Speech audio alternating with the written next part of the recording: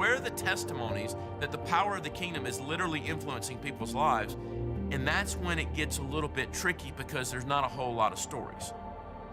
God has made it clear that we are His preferred agents of change to the world through the Holy Spirit. But sometimes, when truly no one is available, He'll go straight for us Himself.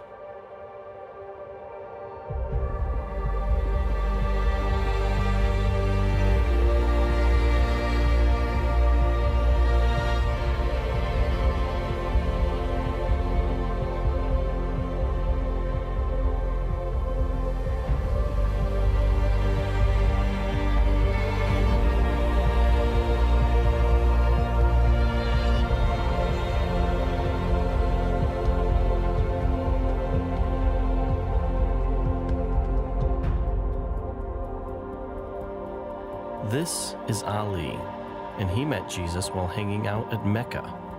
Yeah, you heard me, Mecca, the epicenter for the Muslim faith. When he was younger, Ali was a raging alcoholic, and his drinking got so bad that he moved away from his wife and children in Turkey to Saudi Arabia, simply to protect them from himself. While there, some Muslim friends of his talked him into going on Hajj to Mecca, the great pilgrimage to the holiest place in Islam. So I decided to go. And when I went there, everybody needs to sleep together. And everybody also goes 7 times around the Kaaba. And they were also going to do the namaz. And there I said, well, maybe something good will come of it. And I did the namaz, the ritual prayers also. But I was very ashamed because I didn't believe in it, and yet I was still doing it. So everybody that night sleeps around the Kaaba. So I slept there.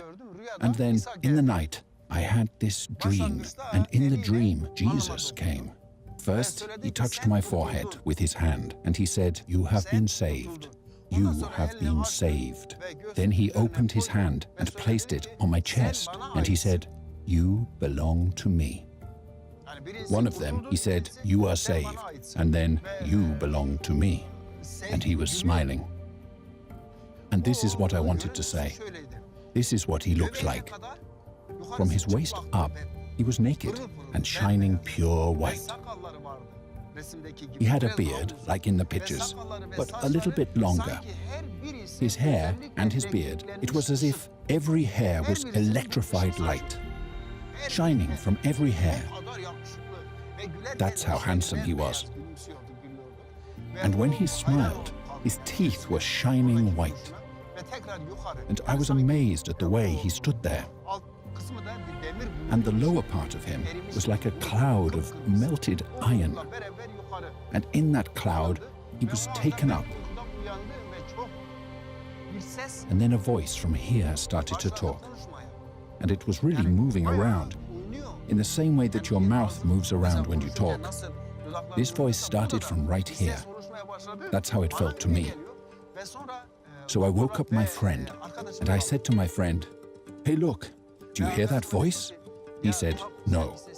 I said, "But I've had this dream. I saw Jesus."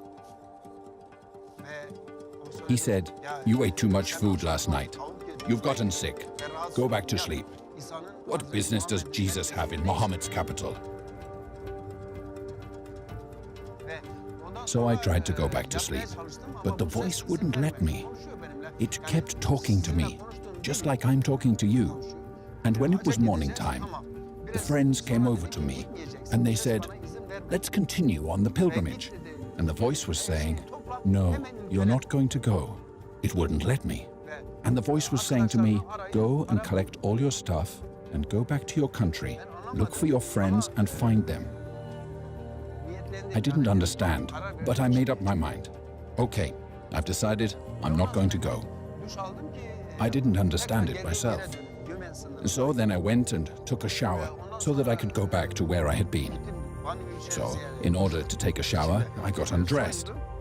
And I looked in this little mirror, and this part was white. But at that time, my hair, my beard, my mustache, there wasn't a single white hair anywhere. And there was this white everywhere. And so I tried to wipe it off. And when I wiped it, it didn't come off. I wiped it with water and soap, and it still didn't go away. And this voice said to me, I'm going to show you even more things than this. And then, since I knew it was Jesus, right there in the bathroom, I got down on my knees, because the only thing I knew to worship was to go down on my knees. So I got on my knees, and I said, yes, Jesus, whatever you say, I'm gonna do it. It's been years since this encounter, and his hair is beginning to gray, but to this day, his chest hair is still white where Jesus touched him in his dream.